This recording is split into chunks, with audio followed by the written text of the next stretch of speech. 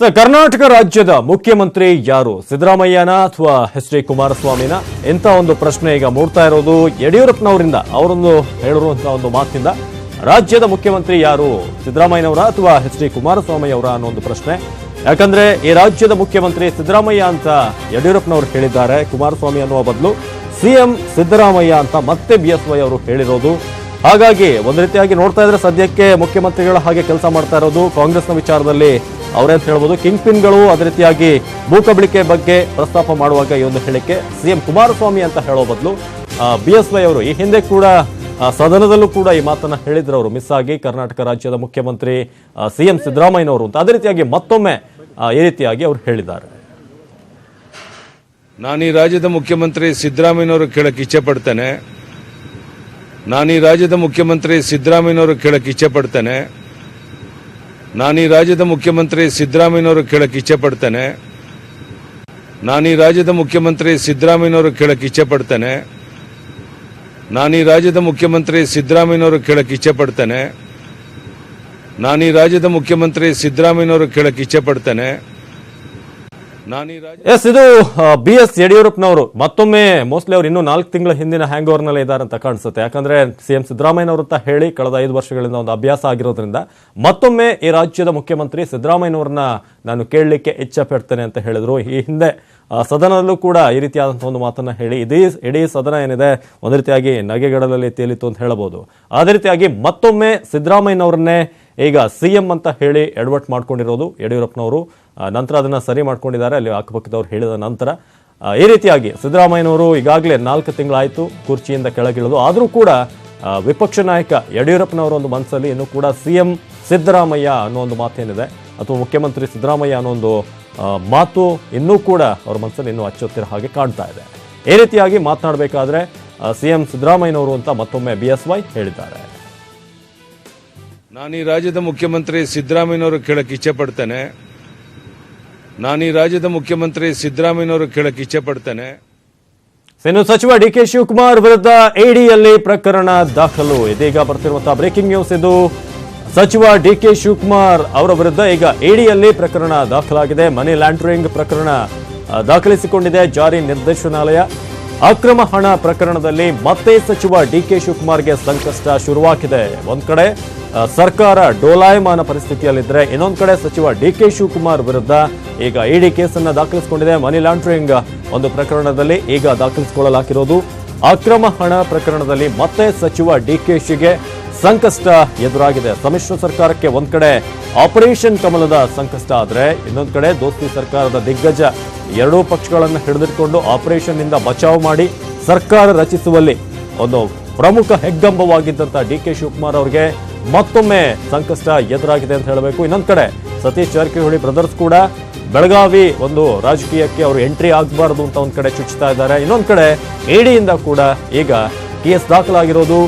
DK Shivakumar ಸದ್ಯಕ್ಕೆ ಅವರ time ಯಾಕೋ ಸರಿ ಇಲ್ಲ ಅಂತ ಕಾಣ್ತಾ ಇದೆ. ಯಾಕಂದ್ರೆ ಒಂದ್ ಕಡೆ ಸರ್ಕಾರದಲ್ಲೂ ಕೂಡ ಅವರ ವಿರುದ್ಧ ಒಂದಷ್ಟು ಧ್ವನಿ ಕೇಳಿ ಬರ್ತಾ ಇದೆ. ಕಾಂಗ್ರೆಸ್ ಪಕ್ಷದಲ್ಲೂ ಕೂಡ ಇತ್ತ ಇಡಿ ಕೂಡ ಕೇಸನ್ನ ದಾಖಲಿಸಿಕೊಂಡಿರೋದು. ಅಟ್ ಎ ಟೈಮ್ ಎರಡೆರಡು ಒಂದು ಬಾಣಗಳು ಬಂದಂತಾಗಿದೆ. ಈ ಬಗ್ಗೆ ಹೆಚ್ಚಿನ ಮಾಹಿತಿಯನ್ನು ನೀಡ್ತಾರೆ ನಮ್ಮ ದೆಹಲಿಯ ಪ್ರತಿನಿಧಿ ಧರಣೇಶ್. ಈಗಾಗಲೇ ಸರ್ಕಾರದಲ್ಲಿ ಒಂದಷ್ಟು ಡಿಕೆ ಶಿವಕುಮಾರ್ ಅವರ ಬಗ್ಗೆ ಅಸಮಾಧಾನ ಕೇಳಬರ್ತಿದೆ. ಇನ್ನೊಂದ್ ಕಡೆ ಇಡಿ ಕೇಸ್ ಅಂತ ಅವ್ರನ್ನ ತಿವಿತಾನೆ ಇದೆ ಒಂದ್ ಕಡೆಯಿಂದ. ಸೊ ಈಗ ದಾಖಲಾಗಿರುವಂತಹ ಕೇಸ್ ಏನು, ಯಾವ ರೀತಿಯಾಗಿತ್ತು ಅಂತ? ಇಷ್ಟು ದಿವಸ ಅವ್ರ ಮೇಲೆ ಏನೋ ಜಾರಿ ನಿರ್ದೇಶನಾಲಯ ದೂರು ದಾಖಲಿಸ್ಕೊಳುತ್ತೆ, FIR ದಾಖಲು ಮಾಡುತ್ತೆ ಅನ್ನುವಂತಹ ಗುಮಾನಿಗಳೇ ಇದ್ವು. ಆದ್ರೆ ಈಗ ಅದು ನಿಜ ಆಗಿದೆ. ಇವತ್ತು ಜಾರಿ ನಿರ್ದೇಶನಾಲಯ ಸಚಿವ ಡಿಕೆ ಶಿವಕುಮಾರ್ ಅವರ ಮೇಲೆ ದೂರನ್ನ ದಾಖಲಿಸಿಕೊಂಡಿದೆ. ಈಗ ನಿಜವಾಗಿ ಡಿಕೆ ಶಿವಕುಮಾರ್ ಸಂಕಷ್ಟಕ್ಕೆ ಸಿಲುಕಿದ್ದಾರೆ.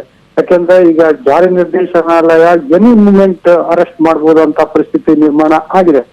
ಯಾಕಂದ್ರೆ ಈಗ ಆಲ್ರೆಡಿ ಬಹಳಷ್ಟು ಬಾರಿ ಜಾರಿ ನಿರ್ದೇಶನಾಲಯ ಡಿಕೆ ಶಿವಕುಮಾರ್ ಅವರಿಗೆ ನೋಟಿಸ್ ಅನ್ನ ನೀಡಿದೆ. ನೋಟಿಸ್ ನೀಡಿ ಬಹಳಷ್ಟು ಸಂಗತಿಗಳ ಸಂಬಂಧಪಟ್ಟಂತೆ ಡಿಕೆ ಶಿವಕುಮಾರ್ ಅವರಿಂದ ಮಾಹಿತಿಗಳನ್ನ ಪಡ್ಕೊಂಡಿದೆ, ದಾಖಲೆಗಳನ್ನ ಪಡ್ಕೊಂಡಿದೆ, ವಿಷಯವನ್ನ ಸಂಗ್ರಹಿಸಿದೆ. ಈಗ ಎಲ್ಲ ವಿಷಯಗಳನ್ನ ಆಧರಿಸಿ ಜಾರಿ ನಿರ್ದೇಶನಾಲಯ ಡಿಕೆ ಶಿವಕುಮಾರ್ ಅವರ ಮೇಲೆ ದೂರನ್ನ ದಾಖಲಿಸಿಕೊಂಡಿದೆ. ಈಗ ಮುಂದಿನ ವಿಚಾರಣೆಗೆ ಜಾರಿ ನಿರ್ದೇಶನಾಲಯ ಡಿಕೆ ಶಿವಕುಮಾರ್ ಅವರನ್ನ ವಶಕ್ಕೆ ಪಡೆಯಬಹುದು ಅಥವಾ ವಿಚಾರಣೆಗಷ್ಟೇ ಕರೆಸಿ ಮತ್ತೆ ವಾಪಸ್ ಕಳ್ಸಿಕೊಡ್ಬಹುದು. ಸೊ ಈಗ ಆದ್ರೆ ಸಾಮಾನ್ಯವಾಗಿ ಇಡಿ ಏನ್ ಮಾಡುತ್ತೆ ಅಂತಂದ್ರೆ ಈ ತರದ ಪ್ರಕರಣಗಳಲ್ಲಿ, ಯಾಕಂದ್ರೆ ಈಗ ಆಲ್ರೆಡಿ ಬಹಳಷ್ಟು ಬಾರಿ ಡಿ ಕೆ ಶಿವಕುಮಾರ್ ಅವರನ್ನ ವಿಚಾರಣೆಗೆ ಒಳಪಡಿಸಿರೋದ್ರಿಂದ, ಅವರಿಂದ ಮಾಹಿತಿ ಪಡ್ಕೊಂಡಿರೋದ್ರಿಂದ ಈಗ ಮತ್ತೆ ಅವರನ್ನ ವಿಚಾರಣೆಗೆ ಕರೆದು ವಿಚಾರಣೆಗೆ ಒಳಪಡಿಸುವಂತಹ ಅಥವಾ ಮತ್ತೆ ಅವರಿಂದ ಮಾಹಿತಿ ಸಂಗ್ರಹಿಸುವಂತಹ ಸಾಧ್ಯತೆಗಳಿಗಿನ್ನ ಅವರನ್ನ ವಶಕ್ಕೆ ಪಡೆದುಕೊಳ್ಳುವಂತಹ ಸಾಧ್ಯತೆಗಳು ದಟ್ಟವಾಗಿರ್ತವೆ. ಸೊ ಹಾಗಾಗಿ ಈಗ ಡಿ ಕೆ ಶಿವಕುಮಾರ್ ಸಂಕಷ್ಟಕ್ಕೆ ಸಿಲುಕಿದಂತಾಗಿದೆ. ಒಂದ್ ಕಡೆ ಅವರು ರಾಜಕೀಯವಾಗಿ ಈಗ ಅವ್ರ ಮೇಲೆ ಬಹಳ ದೊಡ್ಡ ಒತ್ತಡ ಇದೆ, ಪಕ್ಷದಲ್ಲಿ ಅಸಮಾಧಾನ ಇದೆ, ಹೈಕಮಾಂಡ್ಗೂ ಕೂಡ ಆ ಅಸಮಾಧಾನ ತಲುಪಿದೆ ಅನ್ನುವಂತ ಮಾಹಿತಿಗಳಿವೆ. ರಾಜ್ಯದಲ್ಲೂ ಸಿದ್ದರಾಮಯ್ಯ ಸೇರಿದಂತೆ ಬಹಳಷ್ಟು ನಾಯಕರು ಡಿ ಕೆ ಶಿವಕುಮಾರ್ ಅವರ ಬಗ್ಗೆ ಬೇರೆ ಬೇರೆ ರೀತಿಯ ಅಭಿಪ್ರಾಯಗಳನ್ನ ಈಗ ಬೆಳೆಸ್ಕೊಳ್ಳಿಕ್ಕೆ ಕಾರಣ ಆಗಿದೆ. ಇಂಥ ಸಂದರ್ಭದಲ್ಲಿ ಈಗ ಜಾರಿ ನಿರ್ದೇಶನಾಲಯ ದೂರನ್ನ ದಾಖಲಿಸಿಕೊಂಡಿರೋದು ನಿಜಕ್ಕೂ ಕೂಡ ಡಿ ಕೆ ಶಿವಕುಮಾರ್ ಅವರಿಗೆ ಬಹಳ ದೊಡ್ಡ ಸಂಕಷ್ಟ ಆಗುತ್ತೆ. ಯಾಕಂದ್ರೆ ಈಗ ಮನಿ ಲಾಂಡ್ರಿಂಗ್ ಪ್ರಕರಣಕ್ಕೆ ಸಂಬಂಧಪಟ್ಟಂತೆ ಜಾರಿ ನಿರ್ದೇಶನಾಲಯ ದೂರನ್ನ ದಾಖಲಿಸಿಕೊಂಡಿರೋದ್ರಿಂದ ಯಾವುದೋ ಒಂದು ಸಣ್ಣ ಧರ್ಮೇಶ್, ಈಗ ಡಿ ಕೆ ಶಿವಕುಮಾರ್ ಅವರ ಮುಂದೆ ಇರುವಂತಹ ದಾರಿ ಏನು, ಯಾವ ರೀತಿಯಾಗಿ ಅವರು ಬಚಾವ್ ಆಗ್ಬಹುದು, ಅವ್ರಿಗಿರುವಂತಹ ಆಪ್ಷನ್ಗಳು ಏನಿದೆ ಅಂತ? ಅವಿನಾಶ್, ಈಗ ಬಹಳ ಸ್ಪಷ್ಟವಾಗಿ ಏನಂತಂದ್ರೆ ಅವರು ಈ ವಿಚಾರಣೆಯನ್ನ ಎದುರಿಸಬೇಕು, ವಿಚಾರಣೆಯಲ್ಲಿ ತಾನು ನಿರ್ದೋಷಿ ಅಂತ ಸಾಬೀತಾಗ್ಬೇಕು. ಜಾರಿ ನಿರ್ದೇಶನಾಲಯ ಏನೋ ಈಗ ಮನಿ ಲಾಂಡ್ರಿಂಗ್ ಪ್ರಕರಣಕ್ಕೆ ಸಂಬಂಧಪಟ್ಟಂತೆ ಏನ್ ದೂರನ್ನ ದಾಖಲಿಸಿಕೊಂಡಿದೆ, ಸೊ ಈ ದೂರಿಗೆ ಸಂಬಂಧಪಟ್ಟಂತೆ ಕೆಲವೊಂದು ಸಾಕ್ಷ್ಯಗಳನ್ನ ಈಗಾಗಲೇ ಸಂಗ್ರಹಿಸಿರುತ್ತೆ. ಜಾರಿ ನಿರ್ದೇಶನಾಲಯ ಅಥವಾ ಸಿಬಿಐ ಸಾಮಾನ್ಯವಾಗಿ ಏನೋ ಬಹಳ ಪ್ರಬಲವಾದಂತಹ ಸಾಕ್ಷ್ಯಗಳು ಇಲ್ಲದೆ ದೂರನ್ನ ದಾಖಲಿಸಿಕೊಳ್ಳುವಂತ ಸಾಧ್ಯತೆಗಳು ಬಹಳ ಕಡಿಮೆ. ಹಾಗಾಗಿ ಈಗ ಜಾರಿ ನಿರ್ದೇಶನಾಲಯ ಇವ್ರ ಮೇಲೆ ದೂರನ್ನ ದಾಖಲಿಸಿಕೊಂಡಿರೋದ್ರಿಂದ ಯಾವುದೋ ಒಂದು ಪ್ರಬಲವಾದ ಸಾಕ್ಷ್ಯಗಳಿರ್ಬೋದು, ದಾಖಲೆಗಳಿರ್ಬೋದು, ಸೊ ಅದನ್ನ ಸುಳ್ಳು ಅಂತ ಸಾಬೀತುಪಡಿಸ್ಬೇಕು. ಅಥವಾ ಈಗ ಇಡೀ ಆರೋಪ ಇವ್ರ ಮೇಲೆ ಏನು ಪ್ರಕರಣವನ್ನ ದಾಖಲಿಸಿಕೊಂಡಿದೆ ಆ ಇಡೀ ಆರೋಪವನ್ನೇ ಸುಳ್ಳು ಅಂತೇಳಿ ಡಿ ಕೆ ಶಿವಕುಮಾರ್ ಅವರು ಸಾಬೀತುಪಡಿಸ್ಬೇಕು. ಅದಕ್ಕೆ ಪೂರಕವಾದಂತಹ ದಾಖಲೆಗಳನ್ನು ಒದಗಿಸ್ಬೇಕು. ಇದು ಮನಿ ಲಾಂಡ್ರಿಂಗ್ ಪ್ರಕರಣ ಆಗಿರೋದ್ರಿಂದ ಇವರ ಬಳಿ ಇದ್ದಂತಹ ಮತ್ತು ಇವರ ಆಸ್ತಿಪಾಸ್ತಿಗಳಿಗೆ, ಅದು ಸ್ಥಿರಾಸ್ತಿ ಇರ್ಬೋದು, ಚರಾಸ್ತಿ ಇರ್ಬೋದು, ಎಲ್ಲದಕ್ಕೂ ಕೂಡ ಅವರು ದಾಖಲೆಗಳನ್ನ ಕೊಡ್ಬೇಕಾಗತ್ತೆ. For example, D K Shivakumar ಅವರ ಮೇಲೆ ಐಟಿ ದಾಳಿ ಮಾಡಿದಂತಹ ಸಂದರ್ಭದಲ್ಲಿ ದೆಹಲಿಯಲ್ಲೇ 3 ಕಡೆ ಅವರಿಗೆ ಸಂಬಂಧಪಟ್ಟಂತಹ ದುಡ್ಡು ಹಣವನ್ನ ವಶಪಡಿಸಿಕೊಳ್ಳಲಾಗಿತ್ತು. ಮತ್ತೆ ಬೆಂಗಳೂರಿನಲ್ಲಿ ಜೊತೆಗೆ ಅವರ ಆಪ್ತರ ಬೇರೆ ಬೇರೆ ಜಾಗಗಳಲ್ಲಿ ಕೂಡ, ಮೈಸೂರು, ಹಾಸನ, ಎಲ್ಲ ಕಡೆ ಆಸ್ತಿ ಪಾಸ್ತಿಗಳ ಬಗ್ಗೆ ಸಂಬಂಧಪಟ್ಟಂತೆ ದಾಖಲೆಗಳನ್ನ ವಶಪಡಿಸಿಕೊಳ್ಳಲಾಗಿತ್ತು, ಹಣಕಾಸನ್ನು ಕೂಡ ವಶಪಡಿಸಿಕೊಳ್ಳಲಾಗಿತ್ತು. ಸೊ ಈಗ ಆ ಎಲ್ಲ ದಾಖಲೆಗಳಿಗೆ, ಎಲ್ಲ ಆಸ್ತಿ ಪಾಸ್ತಿಗಳಿಗೆ ಮತ್ತು ಹಣಕ್ಕೆ ಡಿ ಕೆ ಶಿವಕುಮಾರ್ ಮಾಹಿತಿಯನ್ನ ಕೊಡ್ಬೇಕು. ಅಂದ್ರೆ ಯಾವ ಮೂಲದಿಂದ ಈ ಹಣ ಬಂತು, ಯಾವ ಮೂಲದಿಂದ ಈ ಆಸ್ತಿಯನ್ನ ಸಂಪಾದನೆ ಮಾಡಿದೀನಿ, ಅಂದ್ರೆ ಸೋರ್ಸ್ ಆಫ್ ಇನ್ಕಮ್ ಅಂತೀವಲ್ಲ, ಸೊ ಅದನ್ನ ಈಗ ಅವರು ಜಾರಿ ನಿರ್ದೇಶನದ ಮುಂದೆ ಪ್ರೂವ್ ಮಾಡ್ಬೇಕಾಗತ್ತೆ, ಪ್ರೊವೈಡ್ ಮಾಡ್ಬೇಕಾಗತ್ತೆ ಡಿ ಕೆ ಶಿವಕುಮಾರ್. ಸೊ ಅದು ನಿಜಕ್ಕೂ ಕೂಡ ಬಹಳ ದೊಡ್ಡ ಕಷ್ಟ ಆಗುತ್ತೆ. ಯಾಕಂದ್ರೆ ಬಹಳ ದೊಡ್ಡ ಮಟ್ಟದಲ್ಲಿ ಅವರ ಆಸ್ತಿ ಇರೋದ್ರಿಂದ, ಮತ್ತೆ ಅವರು ಅಧಿಕೃತವಾಗಿ ಚುನಾವಣಾ ಆಯೋಗದ ಮುಂದೆ 800 ಕೋಟಿಗಿಂತ ಹೆಚ್ಚು ಆಸ್ತಿ ಇದೆ ಅಂತ ಹೇಳಿ ಘೋಷಿಸಿಕೊಂಡಿರೋದ್ರಿಂದ ಅಷ್ಟೆಲ್ಲ ಆಸ್ತಿಗೆ ಈಗ ಅವರು ಮೂಲವನ್ನ, ದಾಖಲೆಯನ್ನ ಒದಗಿಸ್ಬೇಕಾಗತ್ತೆ. ಒಂದೊಮ್ಮೆ ಎಲ್ಲಾದ್ರೂ ಸ್ವಲ್ಪ ಮಟ್ಟಿಗೆ ಎಡವಟ್ಟಾದ್ರೂ ಕೂಡ ಯಾವುದೋ ಹಣಕ್ಕೆ ಅದಕ್ಕೆ ಮೂಲ ಸಿಗ್ಲಿಲ್ಲ ಅಂದ್ರೆ, ಸೋರ್ಸ್ ಆಫ್ ಇನ್ಕಮ್ ಸಿಗ್ಲಿಲ್ಲ ಅಂದಾಗ ಆಗ ಡಿ ಕೆ ಶಿವಕುಮಾರ್ ಅವರು ಸಂಕಷ್ಟಕ್ಕೆ ಸಿಲುಕ್ತಾರೆ. ಹಾಗಾಗಿ ಈಗ ಡಿ ಕೆ ಶಿವಕುಮಾರ್ ಒಂದು ರೀತಿಯಲ್ಲಿ ನಿಜವಾದ ಅರ್ಥದಲ್ಲಿ ಅಗ್ನಿ ಪರೀಕ್ಷೆಗೆ ಒಳಗಾಗ್ತಿದ್ದಾರೆ. ಅವಿನಾಶ್ ಸರ್, ಧರಣೇಶ್, ಕಳೆದ ಬಾರಿ ಈ ಸುದ್ದಿ ಬಂದಾಗ್ಲೂ ಕೂಡ ಡಿ ಕೆ ಸುರೇಶ್ ಅವರು ಕೂಡ ಮಾತನಾಡ್ತಾ ಹೇಳ್ತಿದ್ರು ಯಾವುದೇ ರೀತಿಯಾಗಿ ಪ್ರಾಬ್ಲಮ್ ಇಲ್ಲ, ನಾವು ಕ್ಲಿಯರ್ ಆಗಿದ್ದೀವಿ ಅಂತ. ಸೊ ಯಾವ ರೀತಿಯಾಗಿ ಡಿ ಕೆ ಸುರೇಶ್ ಅವರು ಈ ಒಂದು ಪ್ರಕರಣದಲ್ಲಿ ಹೆಲ್ಪ್ ಆಗ್ಬೋದು ಅವ್ರ ಸಹೋದರನಿಗೆ, ಜೊತೆಗೆ ಯಾವ ರೀತಿ ಮುಂದಿನ ಒಂದು ಇದು ಅವರಿಗೆ ಚಾಲೆಂಜ್ ಆಗಿರುತ್ತೆ ಅಂತ ಸುರೇಶ್ ಅವ್ರಿಗೂ ಕೂಡ? ಅವಿನಾಶ್, ನಾವು ವಿಜಯ ಮಲ್ಯ ಪ್ರಕರಣದಿಂದ, ಯಾಕಂದ್ರೆ ಇದು ಲೇಟೆಸ್ಟ್ ಎಕ್ಸಾಂಪಲ್ ವಿಜಯ ಮಲ್ಯ ಪ್ರಕರಣ. ಸೊ ಆ ವಿಜಯ ಮಲ್ಯ ಪ್ರಕರಣದಿಂದ ಹಿಡಿದು ಯಾವುದೇ ಆರೋಪಗಳಲ್ಲಿ ಸಾಮಾನ್ಯವಾಗಿ ಆರೋಪಿ ಸ್ಥಾನದಲ್ಲಿರುವಂತವರು ಮೊದಲಿಗೆ ತಮ್ಮಂದ ಯಾವುದೇ ಅಪರಾಧ ಆಗಿಲ್ಲ, ಮತ್ತೆ ಅಕ್ರಮಗಳು ಆಗಿಲ್ಲ, ಅವ್ಯವಹಾರ ಆಗಿಲ್ಲ ಅನ್ನುವಂತ ಸಮರ್ಥನೆಯನ್ನ. ಧರಣೇಶ್, ನಾ ಮಾತಾಡ್ತೀನಿ ಈಗ. ಸ್ವತಃ ಡಿ ಕೆ ಸುರೇಶ್ ಅವರು ಇದ್ದಾರೆ, ಸಹೋದರ, ಅವರು ಡಿ ಕೆ ಶಿವಕುಮಾರ್ ಅವರ ಸಹೋದರರು. ನಮಸ್ತೆ ಸುರೇಶ್ ಅವರೇ. ನಮಸ್ಕಾರ. ಎಸ್, ಈಗ ಇಡಿ ಕೇಸ್ ದಾಖಲಾಗಿದೆ, ಬಹಳ ಒಂದು ಇದಿತ್ತು, ಆಗುತ್ತಾ ಇಲ್ವೋ ಏನು ಅಂತ, ಏನಂತೀರಿ ಈ ಕ್ಷಣದಲ್ಲಿ ಅಂತ? ಏನಿಲ್ಲ, ಆಗಿದ್ರೆ ನಮಗೇನು ಅದ್ರ ಬಗ್ಗೆ ಮಾಹಿತಿ ಇಲ್ಲ. ಆಗಿದ್ರೆ ತನಿಖೆನ ಎದುರಿಸ್ತೀವಿ, ಅದ್ರಲ್ಲೇನು ಎಲ್ಲವನ್ನು ಕೂಡ ಕಾದ್ ನೋಡ್ಬೇಕಲ್ಲ. ಓಕೆ, ಕಳೆದ ಬಾರಿ ನೀವು ಮಾತಾಡ್ಬೇಕಾದ್ರೂ ಹೇಳಿದ್ರಿ ನಾವು ಕ್ಲಿಯರ್ ಕಟ್ ಆಗಿದ್ದೀವಿ ಅಂತ, ಯಾವುದೇ ಇದಕ್ಕೂ ಸಿದ್ಧ ಅಂತ. ಈ ಕ್ಲಿಯರ್ ಕಟ್ ಆಗಿದೀವಿ ಅಂತ ಈಗಲೂ ಹೇಳ್ತಾ ಇದ್ದೀನಿ, ಮುಂದೆನೂ ಹೇಳ್ತೀನಿ. ಅವ್ರು ಏನ್ ಬೇಕೋ ರಾಜಕೀಯವಾದಂತಹ ಕುತಂತ್ರನ ಬಳಸ್ಲಿ, ಆದ್ರೆ ನಿಸ್ಸಂದೇಹವಾಗಿ ಎಲ್ಲದರಿಂದ ಆಚೆ ಬರ್ತೀವಿ. ಅವ್ರೇನೇನು ಆರೋಪಗಳನ್ನ ಮಾಡಿ ಪಟ್ಟಿ ಮಾಡಿ ದಾಖಲು ಮಾಡಿರ್ತಾರೋ ಅದಕ್ಕೆ ಸಮಂಜಸವಾದಂತ ಉತ್ತರ ಕೊಡೋದಕ್ಕೆ ಎಲ್ಲಾ ದಾಖಲೆಗಳು ಇದೆ. ಸುರೇಶ್ ಅವರೇ, ಯಾವ ಒಂದು ಪ್ರಕರಣಕ್ಕೆ ಇದೊಂದು ದಾಖಲಾಗಿರೋದು ಅಂತ, ಯಾವ ವಿಚಾರಕ್ಕೆ ಅಂತ ಏನಾದ್ರು ಗೊತ್ತಾಯ್ತು? ಕೇಳ್ತಾ ಇದೀನಿ, ನನಗಿನ್ನ ಗೊತ್ತಿಲ್ಲ, ನನಗೆ ಇನ್ನ ಮಾಹಿತಿ ಇಲ್ಲ. ನೀವ್ ಕೇಳ್ತಾ ಇದೀರಿ ದಾಖಲಾಗಿದೆ ಅಂತ, ಅದ್ರ ಬಗ್ಗೆ ಗಮನ ಹರಿಸ್ತಾ ಇದ್ದೀನಿ. ಅದೇ ಇನ್ನೊಂದು ವಿಚಾರ ಏನಂತಂದ್ರೆ, ಏನಾದ್ರೂ ಬಂಧನದ ಭೀತಿ ಇದ್ರೆ ಯಾವ ರೀತಿ ಒಂದು ರೆಡಿ ಆಗಿದ್ರಿ, ಯಾವ ರೀತಿ ಬಚಾವ್ ಮಾಡ್ಕೊಳ್ಳೋದು ಹೇಗೆ ಅಂತ ನೀವೆಲ್ಲ ಕಾಯ್ತಾ ಇದ್ದೀರಲ್ಲ ಮಾಧ್ಯಮದವರು, ಅದನ್ನ ನೋಡೋಣ ಯಾವ ರೀತಿ. ಅಲ್ಲಲ್ಲ, ಖಂಡಿತ ನಾವೇನ್ ಕಾಯ್ತಾ ಇಲ್ಲ, ಬಟ್ ಅಂತ ಒಂದು ಸಾಧ್ಯತೆ ಇದ್ದಾಗ ನೀವೇನ್ ಮಾಡ್ತೀರಿ ಅನ್ನೋ ಒಂದು ಪ್ರಶ್ನೆ. ನೀವೆಲ್ಲ ಕಾಯ್ತಾ ಇದ್ದೀರಲ್ಲ, ನೀವು ಕಾಯ್ತಾ ಇರೋದನ್ನ ನಾವು ನೋಡ್ತಾ ಇದೀವಿ.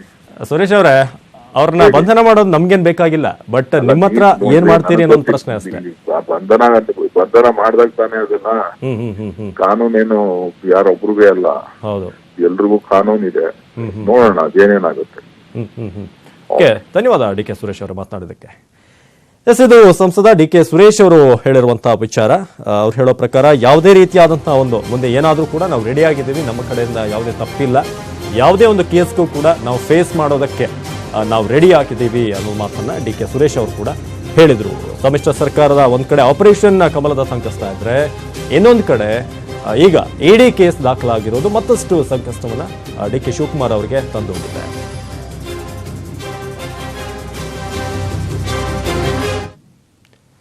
ಎಸ್, ಈಗ ಒಂದು ಬ್ರೇಕ್ ಇರುತ್ತೆ. ಬ್ರೇಕ್ ಆದ್ಮೇಲೆ ಇನ್ನಷ್ಟು ಸುದ್ದಿಗಳು. ಇನ್ನು ಯಡಿಯೂರಪ್ಪ ಬಾಯಿ ತಪ್ಪಿ ಮುಖ್ಯಮಂತ್ರಿ ಸಿದ್ದರಾಮಯ್ಯ ಅಂದ್ರು ಓಕೆ, ಆದ್ರೆ ಜೆಡಿಎಸ್ನ ಶಾಸಕರ ಬಾಯಲ್ಲೂ ಕೂಡ ಕುಮಾರಸ್ವಾಮಿ ಸ್ಥಾನ ಉಲ್ಟಾ ಪಲ್ಟಾ ಆಗಿದೆ. ಜೆಡಿಎಸ್ನ ರಾಜ್ಯಾಧ್ಯಕ್ಷ ವಿಶ್ವನಾಥ್ರನ್ನ ಮರೆತು ಎಚ್ಡಿಕೆ ಮತ್ತೆ ರಾಜ್ಯಾಧ್ಯಕ್ಷ ಪಟ್ಟ ಅಂತ ಹೇಳಿದ್ದಾರೆ. ಅವರಿಗೆ ಮುಖ್ಯಮಂತ್ರಿ ಕುಮಾರಸ್ವಾಮಿ ಅನ್ನೋ ಬದಲು ಜೆಡಿಎಸ್ನ ರಾಜ್ಯಾಧ್ಯಕ್ಷ ಅಂತ ಹೇಳಿದ್ದಾರೆ. ಜೆಡಿಎಸ್ನ ಶಾಸಕ ವಿಜಯಪುರದಲ್ಲಿ ಹೇಳಿರುವಂತಹ ಮಾತಿದು. ಸಿಎಂ ಕುಮಾರಸ್ವಾಮಿ ಅನ್ನೋ ಬದಲು ಜೆಡಿಎಸ್ನ ರಾಜ್ಯಾಧ್ಯಕ್ಷ ಅಂತ ಹೇಳಿದ್ದಾರೆ ಕುಮಾರಸ್ವಾಮಿ ಅವರಿಗೆ. ನಾಗಠಾಣ ಜೆಡಿಎಸ್ನ ಶಾಸಕ ದೇವಾನಂದ ಚೌಹಾಣ್ ಮತ್ತೊಂದು ಎಡವಟ್ಟು ಅವರು ಮಾಡ್ಕೊಂಡಿರುವಂಥ ಎಡವಟ್ಟು. ಯಡಿಯೂರಪ್ಪನವರು ಈ ಹಿಂದೆ ಒಂದು ಎಡವಟ್ಟನ್ನು ಮಾಡ್ಕೊಂಡಿದ್ರು ಇವತ್ತೇ. ಅದೇ ರೀತಿಯಾಗಿ ದೇವಾನಂದ್ ಚೌಹಾಣ್ ಅವರು ಕೂಡ ತಮ್ಮ ಪಕ್ಷದ ನಾಯಕ ಆ ರೀತಿಯಾಗಿ ಅವರ ಹೆಸರನ್ನ ಹೇಳಿದ್ದಾರೆ. ಅಂದ್ರೆ ಮುಖ್ಯಮಂತ್ರಿ ಅಂತ ಹೇಳೋ ಬದಲು ಜೆಡಿಎಸ್ನ ರಾಜ್ಯಾಧ್ಯಕ್ಷರು ಅಂತ ಹೇಳಿದ್ದಾರೆ. ಎಚ್ ಡಿ ಕುಮಾರಣ್ಣವರ ರಾಜ್ಯಾಧ್ಯಕ್ಷರು, ನಮ್ಮ ಜೆಡಿಎಸ್ ರಾಜ್ಯಾಧ್ಯಕ್ಷರು ಎಚ್ ಡಿ ಕುಮಾರಣ್ಣವರ ರಾಜ್ಯಾಧ್ಯಕ್ಷರು, ನಮ್ಮ ಜೆಡಿಎಸ್ ರಾಜ್ಯಾಧ್ಯಕ್ಷರು. ಈಗ ಆ ಪ್ರಶ್ನೆ ಅಂತೂ ಬೇಡ ಸರ್, ಅದು ಮುಗಿದಾಗೆ. ರಾಜ್ಯ ಮಟ್ಟದ ಲೀಡರ್ಗಳು ಸಂಪರ್ಕ ಮಾಡಿದ್ದಾರೆ ಸರ್ ಹಿಂದೆಲ್ಲ. ಅದರದ ವಿಚಾರ ಈಗಂತೂ ಇಲ್ಲೇ ಇಲ್ಲ. ಈಗಂತೂ ಯಾರು ಸಂಪರ್ಕ ಮಾಡಿಲ್ಲ. ಮತ್ತು ಜೆಡಿಎಸ್ ಪಕ್ಷವನ್ನು ಬಿಟ್ಟು ಬೇರೆ ಯಾವುದೇ ಪಕ್ಷ ಹೋಗುದು ನನಗೆ ಅವಶ್ಯಕತೆನೂ ಇಲ್ರಿ. ಮತ್ತೆ ಕುಮಾರಣ್ಣವರು ಶ್ರೀರಕ್ಷೆ ಇರುವುದರಿಂದ ನನಗೆ ಯಾವ ಯೋಜನೆಗಳನ್ನು ಇಲ್ಲ. ಯೋಜನೆಗಳು ಇನ್ನು ಸಿದ್ದರಾಮಯ್ಯ ನಿವಾಸಕ್ಕೆ ಅತೃಪ್ತ ಶಾಸಕರು ಬಂದು ಹೋಗಿದ್ದಾರೆ ಅಂತ ಸಚಿವ ಸ್ಥಾನಕ್ಕೆ ಆಗ್ರಹಿಸಿ ಹೂವಿನಹಡಗಲಿ ಶಾಸಕ ಪರಮೇಶ್ವರ ನಾಯ್ಕ್ ಸಿದ್ದರಾಮಯ್ಯನವರನ್ನ ಭೇಟಿ ಮಾಡಿ ಮಾತುಕತೆ ನಡೆಸಿದರು. ಪ್ರಯತ್ನ ಮಾಡಿದ್ದಾರೆ, ಅವರ ಪ್ರಯತ್ನಕ್ಕೆ ಫಲ ಸಿಗೋದಿಲ್ಲ. ಇದೆಲ್ಲ ಅವರ ಒಂದು ಕುತಂತ್ರ ಅಂತಕ್ಕಂಥ ಮಾತನ್ನು ಹೇಳಲಿಕ್ಕೆ ಬಯಸ್ತಾರೆ. ಆರ್ ನಾಗೇಂದ್ರ ಅವರು ಹೋಗಲ್ಲ, ಆನಂದ್ ಸಿಂಗ್ ಅವರು ಹೋಗಲ್ಲ, ಶಿವರಾಮ್ ಹೆಬ್ರಾಬು ಯಾರು ಹೋಗೋದಿಲ್ಲ. ಇಲ್ಲ, ಹಂಗೆ ಹೇಳ್ಬೇಕಲ್ಲ, ಇದು ಫ್ಯಾಕ್ಟ್. ಯಾವ ಹೋಟೆಲ್ ಬುಕ್ ಆಗಿಲ್ಲ, ಎಲ್ಲ ಕಟ್ಟುಕತೆ ಇದೆ. ಪಾಪ ಅವ್ರವ್ರ ಖಾಸಗಿ ಬದುಕಿಗೆ ಬೇರೆ ಎಲ್ಲೂ ಹೋಗೋದು ಬೇಡವಾ? ಅದಕ್ಕೆಲ್ಲ ಬಣ್ಣ ಕಟ್ತಕ್ಕಂಥ ಕೆಲಸ ನಡೆದಿದೆ. ಇದರಲ್ಲಿ ಯಾರು ಕಾಂಗ್ರೆಸ್ನ ಯಾವ ಶಾಸಕರು ಬಿಜೆಪಿಗೆ ಸೇರ್ಪಡೆ ಆಗ್ತಕ್ಕಂಥ ಪರಿಸ್ಥಿತಿಯಲ್ಲಿ ಇಲ್ಲ. ಅಲ್ಲಲ್ಲ, ನಾನು ಸಚಿವ ಸ್ಥಾನದ ಆಕಾಂಕ್ಷಿ ಇರಬಹುದು, ಅದನ್ನು ಅಲ್ಟಿಮೇಟ್ಲಿ ನಮ್ಮ ಪಕ್ಷದ ಹೈಕಮಾಂಡ್ ತೀರ್ಮಾನ ಮಾಡುತ್ತೆ. ಯಾರು ಸಚಿವರಾಗಬೇಕು ಅಥವಾ ಯಾರು ಯಾವ ಹುದ್ದೆಯನ್ನು ಅಲಂಕರಿಸಬೇಕನ್ನೋ ತೀರ್ಮಾನ ಮಾಡೋದು ನಮ್ಮ ಪಕ್ಷದ ಹೈಕಮಾಂಡ್ ಮತ್ತು ನಮ್ಮ ರಾಜ್ಯದ ನಾಯಕರು ಅವ್ರು ತೀರ್ಮಾನ ಮಾಡ್ತಾರೆ. ಸರ್ಕಾರವನ್ನ ಅಸ್ಥಿರಗೊಳಿಸ್ಬೇಕಂತೇಳಿ ಏನು ಪ್ರಯತ್ನ ಮಾಡಿದ್ದಾರೆ, ಅವರ ಪ್ರಯತ್ನಕ್ಕೆ ಫಲ ಸಿಗೋದಿಲ್ಲ. ಇದೆಲ್ಲ ಅವರ ಒಂದು ಕುತಂತ್ರ ಅಂತಕ್ಕಂಥ ಮಾತನ್ನು ಹೇಳಲಿಕ್ಕೆ ಬಯಸ್ತಾರೆ. ಆರ್ ನಾಗೇಂದ್ರ ಅವರು ಹೋಗಲ್ಲ, ಆನಂದ್ ಸಿಂಗ್ ಅವರು ಹೋಗಲ್ಲ, ಶಿವರಾಮ್ ಹೆಬ್ರಾಬು ಯಾರು ಹೋಗೋದಿಲ್ಲ. ಇಲ್ಲ, ಹಂಗೆ ಹೇಳ್ಬೇಕಲ್ಲ, ಇದು ಫ್ಯಾಕ್ಟ್. ಯಾವ ಹೋಟೆಲ್ ಬುಕ್ ಆಗಿಲ್ಲ, ಎಲ್ಲ ಕಟ್ಟುಕತೆ ಇದೆ. ಪಾಪ ಅವ್ರವ್ರ ಖಾಸಗಿ ಬದುಕಿಗೆ ಬೇರೆ ಎಲ್ಲೂ ಹೋಗೋದು ಬೇಡವಾ? ಅದಕ್ಕೆಲ್ಲ ಬಣ್ಣ ಕಟ್ತಕ್ಕಂಥ ಕೆಲಸ ನಡೆದಿದೆ. ಇದರಲ್ಲಿ ಯಾರು ಕಾಂಗ್ರೆಸ್ನ ಯಾವ ಶಾಸಕರು ಬಿಜೆಪಿಗೆ ಸೇರ್ಪಡೆ ಆಗ್ತಕ್ಕಂಥ ಪರಿಸ್ಥಿತಿಯಲ್ಲಿ ಇಲ್ಲ. ಅಲ್ಲಲ್ಲ, ನಾನು ಸಚಿವ ಸ್ಥಾನದ ಆಕಾಂಕ್ಷಿ ಇರಬಹುದು, ಅದನ್ನು ಅಲ್ಟಿಮೇಟ್ಲಿ ನಮ್ಮ ಪಕ್ಷದ ಹೈಕಮಾಂಡ್ ತೀರ್ಮಾನ ಮಾಡುತ್ತೆ. ಯಾರು ಸಚಿವರಾಗಬೇಕು ಅಥವಾ ಯಾರು ಯಾವ ಹುದ್ದೆಯನ್ನು ಅಲಂಕರಿಸಬೇಕನ್ನೋ ತೀರ್ಮಾನ ಮಾಡೋದು ನಮ್ಮ ಪಕ್ಷದ ಹೈಕಮಾಂಡ್. ಇದು ಪಿಟಿ ಪರಮೇಶ್ವರ್ ನಾಯಕ್ ಕೊಟ್ಟಿರುವಂತಹ ರಿಯಾಕ್ಷನ್. ಏನು ಅತೃಪ್ತರ ಜೊತೆ ಈಗ ಆಗ್ಲೇ ಮಾತುಕತೆ ಆಗಿದೆ ಸಿದ್ದರಾಮಯ್ಯನವ್ರದ್ದು ಅಂತ. ಜೊತೆಗೆ ಯಾರು ಕೂಡ ಪಕ್ಷವನ್ನು ಬಿಟ್ಟು ಹೋಗಲ್ಲ, ಬಿಜೆಪಿ ಸೇರುವಂತಹ ಸಾಧ್ಯತೆ ಎಲ್ಲ ಕೂಡ ಊಹಾಪೋಹ ಅಂತ ಕೂಡ ಹೇಳಿದ್ದಾರೆ. ಬಳ್ಳಾರಿಯ ನಾಗೇಂದ್ರ ಅವರು ಕೂಡ ಹೋಗಲ್ಲ, ಯಾರು ಕೂಡ ಹೋಗಲ್ಲ ಅಂತ. ಜೊತೆಗೆ ಮುಂಬೈಗೆ ಹೋಗ್ತೀರಾ ಅನ್ನೋ ಒಂದು ಪ್ರಶ್ನೆ ಕೇಳಿದಾಗ ಮುಂಬೈಗೆ ಹೋಗುವಂತ ಯಾವುದೇ ಹೋಟೆಲ್ ಬುಕ್ ಆಗಿಲ್ಲ. ಒಂದು ವೇಳೆ ಏನಾದರೂ ಹೋಗೋದಿದ್ರು ಕೂಡ ಪರ್ಸನಲ್ ಆಗಿ ಅವರವರ ವೈಯಕ್ತಿಕ ವಿಚಾರ ಏನಾದರೂ ಹೋಗಿರ್ತಾರೆ, ಅದಕ್ಕೆ ಹೋಗಬಾರ್ದ ಅನ್ನೋ ಒಂದು ಪ್ರಶ್ನೆಯನ್ನ ಪರಮೇಶ್ವರ್ ನಾಯಕ್ ಅವರು ಹೇಳೋದು. ಅವ್ರು ಹೇಳೋ ಪ್ರಕಾರ ಯಾರೂ ಕೂಡ ಆಪರೇಷನ್ ಕಮಲಕ್ಕೆ ಕಿವಿಗೊಡೋಲ್ಲ, ನಾವು ಯಾರೂ ಕೂಡ ಪಕ್ಷವನ್ನು ಬಿಟ್ಟು ಹೋಗುವಂಥ ಪ್ರಸಂಗವೇ ಬರಲ್ಲ ಅಂತ ಪಿಟಿ ಪರಮೇಶ್ವರ್ ನಾಯಕ್ ಅವರು ಹೇಳಿದ್ದಾರೆ. ಅವರು ಕೂಡ ಅತೃಪ್ತರ ಒಂದು ಲಿಸ್ಟ್ನಲ್ಲಿ ಇದ್ದಾರೆ. ಅವರು ಕೂಡ ಈಗ ಸಚಿವ ಸ್ಥಾನಕ್ಕೆ ಆಗ್ರಹವನ್ನು ಮಾಡ್ತಿದ್ದಾರೆ.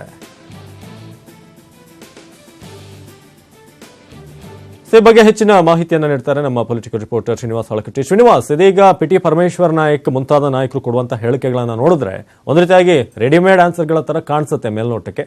ನಿಜಕ್ಕೂ ಅಲ್ಲಾಗಿದ್ದೇನು, ಏನೇನು ಮಾತುಕತೆ ಆಯಿತು ಸಿಎಂ ಅವ್ರ ಮುಂದೆ, ಮಾಜಿ ಸಿಎಂ ಅವ್ರ ಮುಂದೆ ಏನೇನು ಹೇಳ್ಕೊಂಡ್ರು ಅಂತ? ಅವಿನಾಶ್, ಪ್ರಮುಖವಾಗಿ ಏನು ಒಂದು ಜಾರಕಿಹೊಳಿ ಬ್ರದರ್ಸ್ ಅಸಮಾಧಾನ ಏನಿತ್ತು, ಇದನ್ನ ಯಾವೊಬ್ಬ ಕಾಂಗ್ರೆಸ್ ಮುಖಂಡರು ಆ ಅಸಮಾಧಾನವನ್ನ ಶಮನಗೊಳಿಸುವ ನಿಟ್ಟಿನಲ್ಲಿ ಪ್ರಯತ್ನ ಮಾಡಿದ್ರು ಕೂಡ ಅದು ಶಮನವಾಗಲಿಲ್ಲ ಅಂತಕ್ಕಂಥದ್ದು. ಆ ಒಂದು ನಿಟ್ಟಿನಲ್ಲೇ ಒಂದು ಮುಖ್ಯಮಂತ್ರಿ ಎಚ್ ಡಿ ಕುಮಾರಸ್ವಾಮಿ ಅವರು ಇವಾಗ ರಂಗ ಪ್ರವೇಶ ಮಾಡಿದ್ದಾರೆ. ಹೀಗಾಗಿನೇ ಒಂದು ಕುಮಾರಸ್ವಾಮಿ ಅವರು ಇವತ್ತು ಜಾರಕಿಹೊಳಿ ಬ್ರದರ್ಸ್ ಸೇರಿದಂತೆ ಅವರ ಬೆಂಬಲಿಗರಲ್ಲಿನ ಕೆಲವೊಂದಿಷ್ಟು ಶಾಸಕರನ್ನ ಕರೆದು ಮಾತನಾಡಿದ್ರು, ಸಭೆ ಕೂಡ ಮಾಡಿದ್ರು ಅಂತಕ್ಕಂಥದ್ದು. ಅಂದ್ರೆ ಸರ್ಕಾರಕ್ಕೆ ಯಾವ ರೀತಿಯಾಗಿರ್ತಾರೆ ಧಕ್ಕೆಯನ್ನು ತರಬೇಡಿ, ನಿಮ್ಮ ಪಕ್ಷದ ಆಂತರಿಕ ವಿಚಾರದಲ್ಲಿ ನಾನು ಪಾಲ್ಗೊಳ್ಳಲ್ಲ, ಆದ್ರೆ ಎಲ್ಲೋ ಒಂದ್ ಕಡೆ ನಿಮ್ಮ ನಡೆ ಸರ್ಕಾರಕ್ಕೆ ಒಂದು ಕಂಟಕವಾಗ್ತಾ ಇದೆ ಅಂತಕ್ಕಂಥ ಮಾಹಿತಿ ನನಗೆ ಬಂದಿದೆ. ಹೀಗಾಗಿ ಯಾವುದೇ ಒಂದು ದುಡುಕಿ ನಿರ್ಧಾರವನ್ನು ಕೈಗೊಳ್ಳೋದು ಬೇಡ ಮತ್ತು ಸರ್ಕಾರಕ್ಕೆ ಒಂದು ಸರ್ಕಾರದ ಅಸ್ತಿತ್ವಕ್ಕೆ ಧಕ್ಕೆ ತರೋದು ಬೇಡ, ಎಲ್ಲರೂ ಸೇರಿ ಉತ್ತಮವಾಗಿ ಕೆಲಸ ಮಾಡಿ ಒಂದು ಉತ್ತಮ ರೀತಿಯಲ್ಲಿ ಒಂದು ಸರ್ಕಾರ ನಡೆಸೋಣ ಅಂತಕ್ಕಂಥ ಒಂದು ಸಲಹೆಯನ್ನು ಕೂಡ ಕುಮಾರಸ್ವಾಮಿ ಅವರು ಕೊಟ್ಟಿದ್ದಾರೆ ಅಂತಕ್ಕಂಥದ್ದು. ಅದೇ ಇಲ್ಲಿ ಪ್ರಮುಖವಾಗಿರ್ತಕ್ಕಂಥ ಕೆಲವಷ್ಟು ಬೇಡಿಕೆಗಳನ್ನು ಕೂಡ ಅವರು ಜಾರಕಿಹೊಳಿ ಬ್ರದರ್ಸ್ ಮುಖ್ಯಮಂತ್ರಿ ಅವರ ಮುಂದೆ ಇಟ್ಟಿದ್ದಾರೆ. ಹೀಗಾಗಿನೇ ಕೂಡ ಏನಂದ್ರೆ ಡಿ ಕೆ ಶಿವಕುಮಾರ್ ಅವರ ಪ್ರಭಾವ ಬೆಳಗಾವಿಯಲ್ಲಿ ಜಾಸ್ತಿ ಆಗಿದೆ. ಅವ್ರು ಎಲ್ಲೋ ಒಂದ್ ಕಡೆ ನಮ್ಮ ಪಕ್ಷದ ಮುಖಂಡರೇ ನಮ್ಮ ಮೇಲೆ ಎತ್ಕಡ್ತಕ್ಕಂಥ ಒಂದು ಕೆಲಸವನ್ನು ಮಾಡ್ತಾ ಇದ್ದಾರೆ. ಇದಕ್ಕೆ ಕೂಡಲೇ ಬ್ರೇಕ್ ಹಾಕಬೇಕು. ಜೊತೆಗೆ ಬಳ್ಳಾರಿಯ ಶಾಸಕರಲ್ಲಿ ಒಬ್ಬ ಸಚಿವರನ್ನಾಗಿ ಮಾಡಿ ಅವರನ್ನೇ ಬಳ್ಳಾರಿ ಉಸ್ತುವಾರಿ ಸಚಿವರನ್ನಾಗಿ ಮಾಡಬೇಕು, ಡಿ ಕೆ ಶಿವಕುಮಾರ್ ಅವರನ್ನ ಉಸ್ತುವಾರಿಯಿಂದ ಹೊರಗಿಡಬೇಕು ಅಂತಕ್ಕಂಥ ಒಂದು ಒತ್ತಡವನ್ನು ಕೂಡ ಮುಖ್ಯಮಂತ್ರಿಗಳು ಮಾಡ್ತಾ ಇದ್ದಾರೆ. ಅಷ್ಟೇ ಅಲ್ಲ, ನಾವು ಹೇಳಿದ ಅಧಿಕಾರಿಗಳು ಯಾವುದೇ ರೀತಿಯಲ್ಲೂ ಕೂಡ ವರ್ಗಾವಣೆ ಆಗ್ತಾ ಇಲ್ಲ ಮತ್ತು ಮೀಸಲಾತಿಯು ಕೂಡ ನಾನು ಪೌರಾಡಳಿತ ಸಚಿವರಾದ್ರೂ ಕೂಡ ನಾನು ಹೇಳಿರ್ತಕ್ಕಂಥ ಒಂದು ಮೀಸಲಾತಿಯು ಕೂಡ ಅಲ್ಲಿ ಆಗ್ತಾ ಇಲ್ಲ, ಬದಲಾಗ್ತಾ ಇದೆ. ಅದ್ರ ಬಗ್ಗೆ ಕೂಡ ಗಮನ ಹರಿಸಬೇಕು ಅಂತಕ್ಕಂಥದ್ದು. ಅಂದ್ರೆ ಎಲ್ಲೋ ಒಂದ್ ಕಡೆ ತಮ್ಮ ಇಲಾಖೆಯಲ್ಲಿ ಎಚ್ ಡಿ ರೇವಣ್ಣ ಅವರು ಹಸ್ತಕ್ಷೇಪ ಮಾಡ್ತಾರೆ ಅಂತಕ್ಕಂಥ ಅಸಮಾಧಾನ ಕೂಡ ರಮೇಶ್ ಜಾರಕಿಹೊಳಿಗಿತ್ತು. ಹೀಗಾಗಿನೇ ಕೂಡ ಕುಮಾರಸ್ವಾಮಿ ಅವರು ಎಚ್ ಡಿ ರೇವಣ್ಣ ಅವರನ್ನು ಕೂಡ ಆ ಸಭೆಗೆ ಕರೆಸಿದ್ರು ಅಂತಕ್ಕಂಥದ್ದು. ಎಚ್ ಡಿ ರೇವಣ್ಣ ಅವರ ಸಮ್ಮುಖದಲ್ಲಿನೇ ಕೂಡ ಒಂದು ಸಮಸ್ಯೆಯನ್ನ ಬಗೆಹರಿಸತಕ್ಕಂಥ ಒಂದು ಕೆಲಸವನ್ನ ಕುಮಾರಸ್ವಾಮಿ ಅವರು ಮಾಡಿದ್ರು ಅಂತಕ್ಕಂಥದ್ದು. ಅಲ್ಲಿ ಪ್ರಮುಖವಾಗಿರ್ತಕ್ಕಂಥ ವಿಚಾರ, ಸಂಪುಟ ವಿಸ್ತರಣೆ ಸಂದರ್ಭದಲ್ಲಿ ಬಳ್ಳಾರಿಗೂ ಒಂದು ಅವಕಾಶವನ್ನು ಕೊಡೋಣ, ಬಳ್ಳಾರಿಯವರಿಗೇನೆ ಒಂದು ಉಸ್ತುವಾರಿ ಜವಾಬ್ದಾರಿಯನ್ನು ಕೂಡ ಕೊಡೋಣ ಅಂತಕ್ಕಂಥ ಒಂದು ಮಾತನ್ನು ಕೂಡ ಭರವಸೆಯನ್ನು ಕೂಡ ಮುಖ್ಯಮಂತ್ರಿಗಳು ನೀಡಿದ್ದಾರೆ ಅಂತಕ್ಕಂಥ ಮಾಹಿತಿ ಲಭ್ಯವಾಗಿದೆ. ಅವಿನಾಶ್, ಧನ್ಯವಾದ ಮಾಹಿತಿಗಾಗಿ ಶ್ರೀನಿವಾಸ್.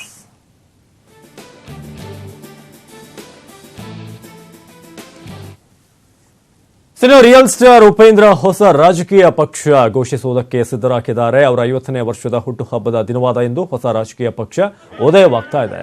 ಕರ್ನಾಟಕ ಪ್ರಜ್ಞಾವಂತ ಜನತಾ ಪಕ್ಷ ಕೆಪಿಜೆಪಿ ಘೋಷಿಸಿದ 6 ತಿಂಗಳ ಬಳಿಕ ತಮ್ಮದೇ ಪಕ್ಷದಿಂದ ಉಚ್ಚಾಟನೆಗೊಂಡಿದ್ರು ಉಪೇಂದ್ರ ಅವರು. ಈಗ ತಮ್ಮ ಹೊಸ ಪಕ್ಷಕ್ಕೆ ಉತ್ತಮ ಪ್ರಜಾಕೀಯ ಪಕ್ಷ ಅಂತ ಹೆಸರಿಟ್ಟಿದ್ದು ಯುಪಿಪಿ ನೂತನ ಪಕ್ಷವನ್ನ ಲೋಕಾರ್ಪಣೆ ಮಾಡುತ್ತಿರುವುದಾಗಿ ಉಪೇಂದ್ರ ಅವರು ಟ್ವಿಟರ್ನಲ್ಲಿ ತಿಳಿಸಿದರು. ಮುಂಬರುವ ಲೋಕಸಭೆ ಚುನಾವಣೆಯನ್ನ ಗುರಿಯಾಗಿಸಿಕೊಂಡು ಅವರು ತಮ್ಮ ಪಕ್ಷದಿಂದ ಅಭ್ಯರ್ಥಿಗಳನ್ನ ಕಣಕ್ಕೆ ಇಳಿಸಲಿದ್ದಾರೆ. ಸ್ವತಃ ಉಪೇಂದ್ರ ಅವರು ಲೋಕಸಭೆ ಚುನಾವಣೆಗೆ ಸ್ಪರ್ಧಿಸುವ ಸಾಧ್ಯತೆಗಳು ಇದೆ ಅಂತ ಹೇಳಲಾಗ್ತಿದೆ. ಬೆಂಗಳೂರು ದಕ್ಷಿಣ ಕ್ಷೇತ್ರದಿಂದ ಅವರು ಕಣಕ್ಕೆ ಇಳಿತಾರೆ ಅಂತ ಹೇಳಲಾಗ್ತಿದೆ. ಈ ಮಧ್ಯೆ ಉಪ್ಪಿ ಜನ್ಮದಿನಕ್ಕೆ ಅಭಿಮಾನಿಗಳು ಮನೆಗೆ ಬಂದು ಶುಭ ಕೋರ್ತಿದ್ದಾರೆ.